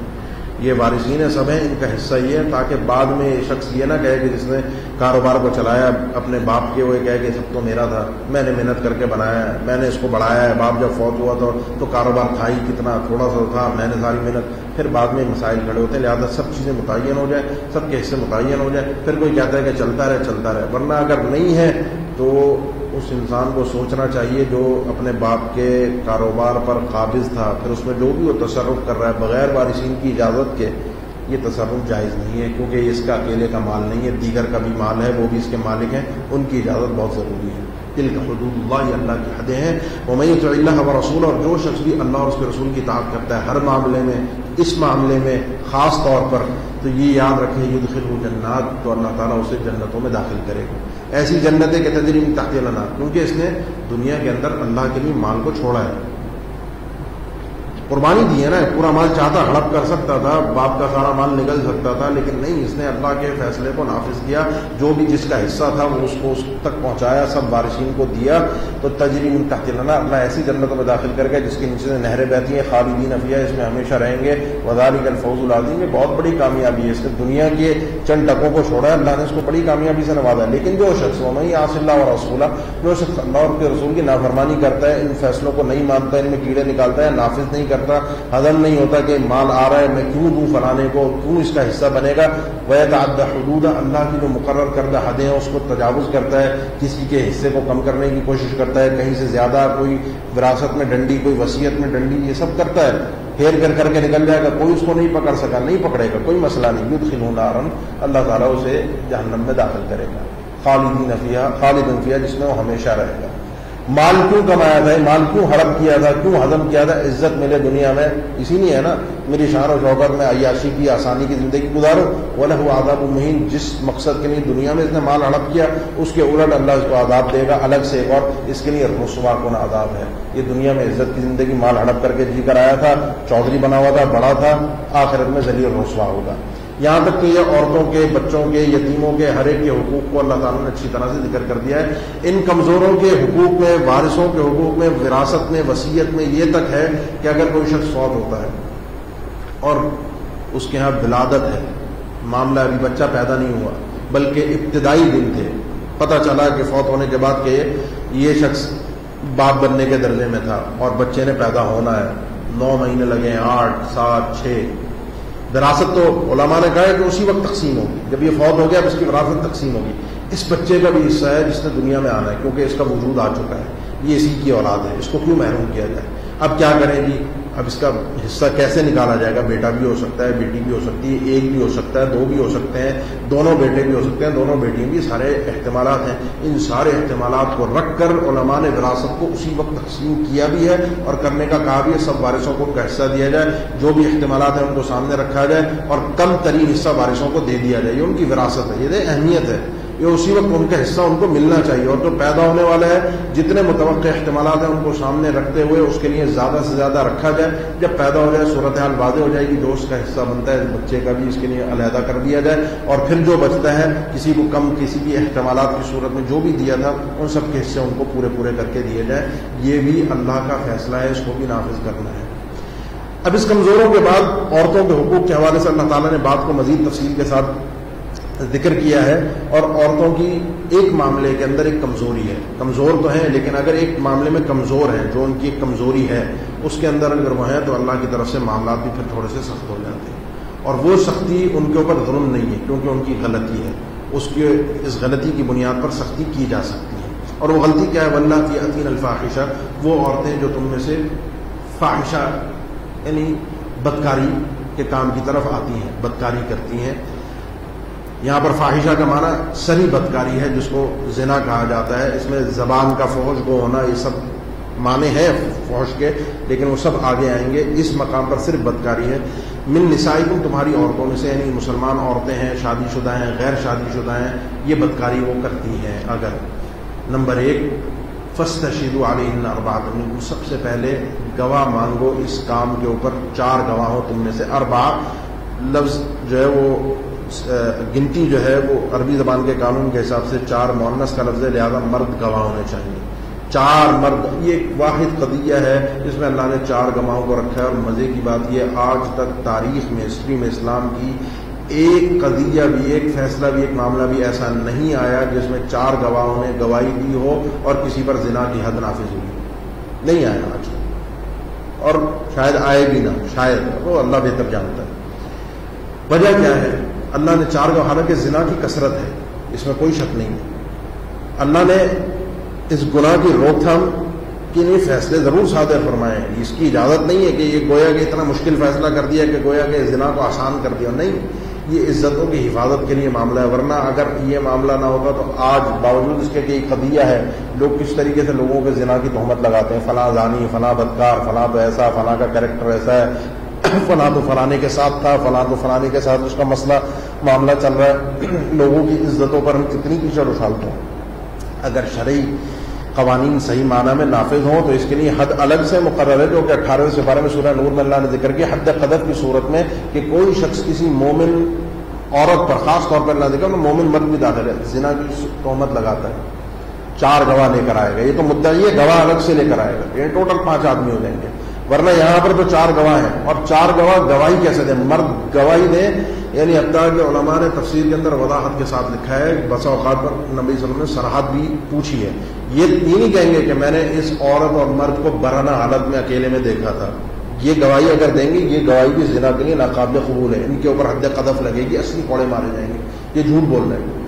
کیسی گواہی ہو؟ جب اللہ کے نبی کے سامنے آ کر ایک شخص نے اقرار کیا، اللہ کے نبی مجھ سے یہ غلطی ہوئی ہے، آپ نے اعراض کیا 2-3 دفعہ، وہ بار بار اقرار کرتا رہا، تو اللہ کے نبی نے پوچھا کیا یہ غلطی ایسے تھی جیسے سرما لگانے کے لیے جو سرما دانی ہوتی ہے اس کی جو سلائی ہوتی ہے وہ سلائی سرما دانی کے اندر داخل ہوتی ہے، کیا یہ قضیہ جو تم ذکر کر رہے ہو یہ بالکل اسی طریقے سے ہوا ہے؟ کنایا تھا، ایک اشارتاً آپ نے پوچھا احتراماً، اس شخص نے فرمایا اللہ کے نبی۔ تو علماء نے لکھا ہے کہ اگر کوئی شخص زنا کے لیے گواہی دے گا کہ زنا ہوا ہے تو اسی صراحت کے ساتھ دے گا کہ اس نے اسی طرح سے اس معاملے کو دیکھا ہے، اور 4 گواہ ہوں جن کی عینی آنکھوں دیکھی گواہی ہو، 4 کی 4 کی، پھر یہ حد جا کے نافذ ہوگی جو آج تک نہ ہوئی ہے، اور جتنی شدت کے ساتھ ہے تو مشکل بھی لگتا ہے۔ وجہ کیا ہے؟ وجہ ہے کہ عزت کا احترام، کیونکہ کسی پر ایک دفعہ اگر تہمت لگ جائے اور خاص طور پر عورت پہ کہ یہ بدکارہ ہے مثال کے طور پہ، پھر ساری زندگی اس عورت کی جو عزت ہوگی، اس کے خاندان کا جو معاملہ ہوگا، جو بھی قضیہ ہوگا، اس کا نہ کوئی رشتہ، نہ کوئی شادی، نہ کوئی احترام، ختم، اس کی زندگی برباد۔ کوئی سچا بھی لگا سکتا ہے، کوئی جھوٹا بھی لگا سکتا ہے، اور زنا عام بہت ہے، لیکن چونکہ یہاں پر دوسری چیز کی مصلحت بہت زیادہ ہے، اللہ نے اس کا احترام کیا ہے کہ عزتوں کی حفاظت کے لیے یہ چیز بھی ضروری ہے۔ 4 گواہوں زنا ہو رہے ہیں، وہ قضیہ اللہ نمٹ لے گا بارگاہ الہی میں، اس کا سب چیزوں کا گناہوں کا حساب کتاب ہوگا۔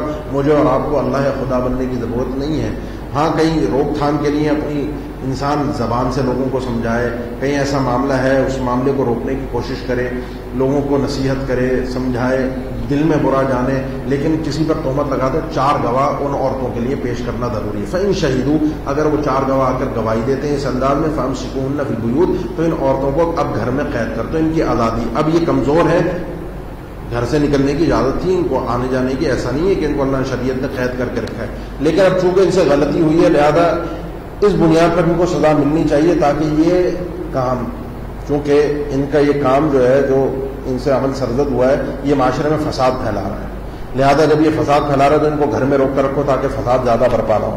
او یجعل اللہ لہن سبیلا، یا اللہ تعالیٰ ان کے لیے کوئی اور راستہ نکال دے۔ یہ آیت شروع اسلام میں نازل ہوئی تھی، بعد میں اللہ تعالیٰ نے راستہ نکال دیا۔ اللہ کے نبی صلی اللہ علیہ وسلم کا فرمان ہے، آپ نے فرمایا کہ خذوا عنی وقد جعل اللہ لہن سبیلا، آ کے مسلم صحیح مسلم کی حدیث ہے، اللہ تعالیٰ نے ان عورتوں کے لیے راستہ دوسرا نکال دیا ہے۔ اب یہ ہمیشہ کے لیے گھروں میں جیل میں قید نہیں ہوں گی، بلکہ اگر شادی شدہ عورت یا مرد بدکاری کرتے ہیں تو ان کو سنسار کر دیا جائے، رجم کر دیا جائے، غیر شادی شدہ ہیں تو 100 کوڑے مارے جائیں گے۔ اللہ کے نبی صلی اللہ علیہ وسلم نے فرمایا کہ 100 کوڑے مار کر 1 سال کی جلاوطنی ہے، یہ ان کے لیے اللہ تعالیٰ نے فیصلہ کر دیا، شادی شدہ غیر شادی شدہ دونوں کے لیے، بدکاروں کے لیے۔ تو یہ فیصلہ ہو گیا، وہ اس کا سورہ نور میں بھی اس کا تذکرہ ہے۔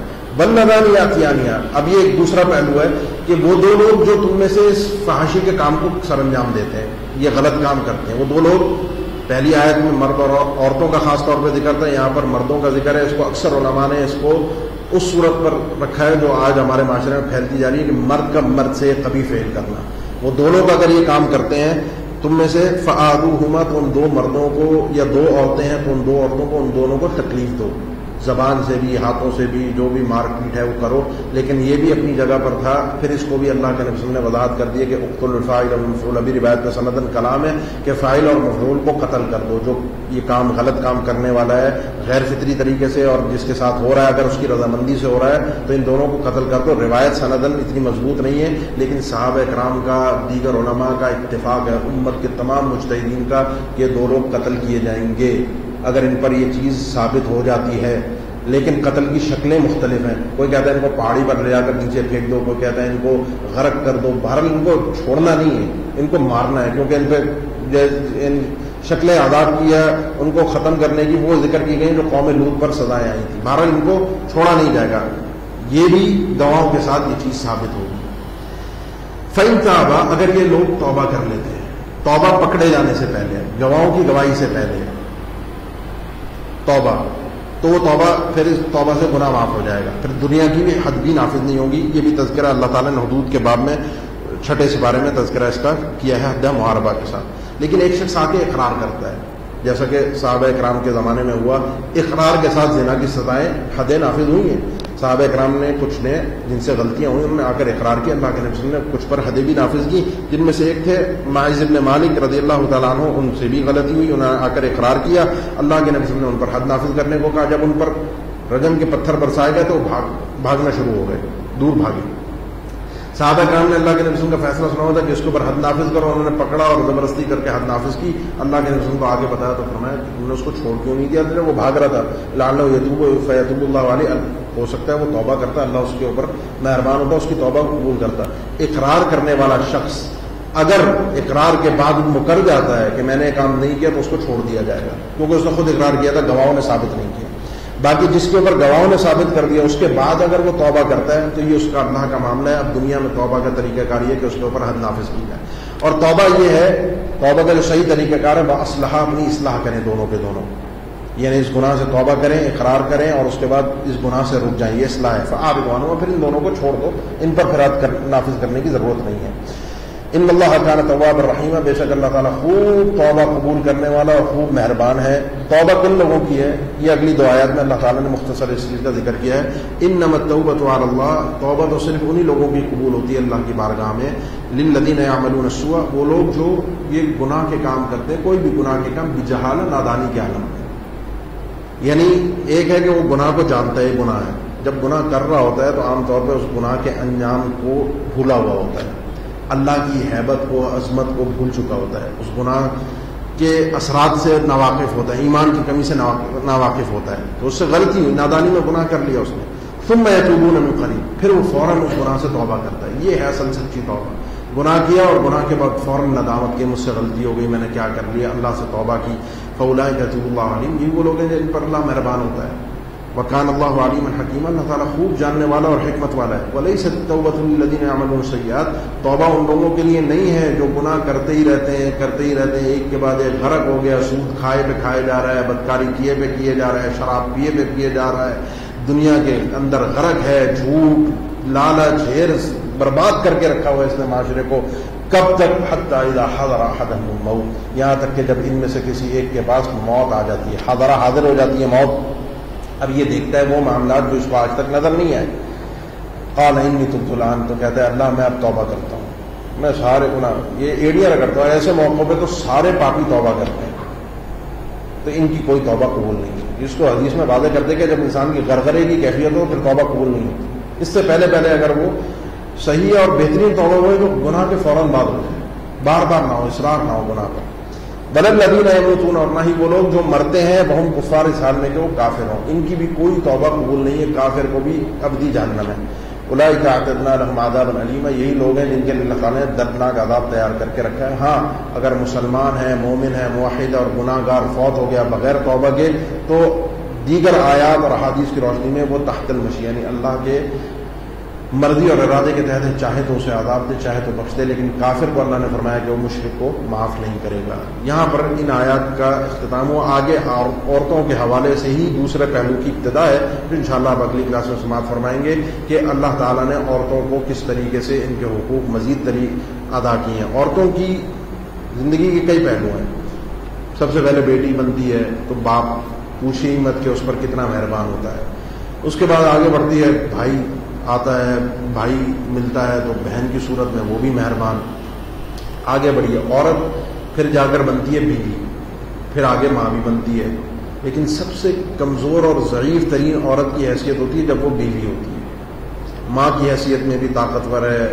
بیٹی کی حیثیت میں بھی، بہن کی حیثیت میں بھی کمزور ترین ہے بیوی کی حیثیت میں۔ اس کی اس حیثیت کو اللہ تعالیٰ نے اگلی آیت میں تقویت دی ہے کہ شوہروں کو حکم ہے کہ کس طریقے سے اس عورت کی حفاظت کرنی ہے، اور اس کے درمیانی حرمت والے رشتوں کا بھی تذکرہ ہے کہ کون سی عورت سے شادی ہو سکتی ہے، کون سی عورت سے نہیں ہو سکتی، شادی کے بعد کے کیا معاملات ہیں، کس طریقے سے عورت کے ساتھ رہنا ہے، رہن سہن ہے، جینا ہے۔ تو انشاءاللہ اگلی کلاس میں آپ تفصیل سے سماعت فرمائیں گے۔ جزاکم اللہ خیر، السلام علیکم ورحمۃ اللہ وبرکاتہ۔